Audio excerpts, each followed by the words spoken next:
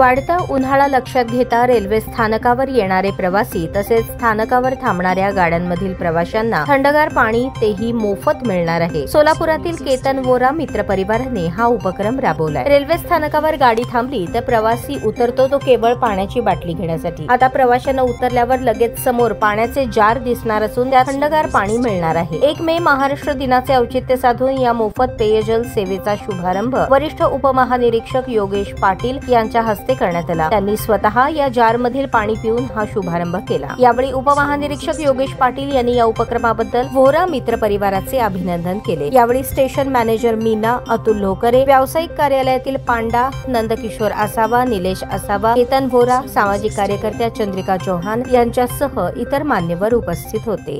वरिष्ठ मंडल वाणिज्य प्रबंधक सोलापूर विभाग दरवर्षीप्रमाणे ह्या वर्षी सुद्धा आपण आता समर रश सुरू झालेला आहे आणि तरी सोलापूर स्टेशनवर जितके प्रवासी दररोज येतात तर सर्व प्रवाशांच्या सोयीसाठी आपण थंड पाणी आणि मोफतमध्ये पाणी वाटप उपक्रम आजपासून 1 मे महाराष्ट्र दिन कामगार दिन या दिवसापासून आपण सुरू करत आहे।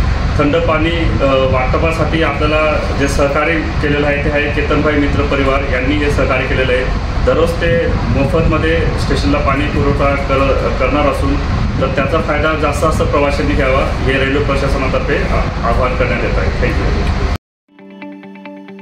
ताज्या बातम्या पाहण्यासाठी प्राईम महाराष्ट्र न्यूज चॅनलला सबस्क्राईब करा।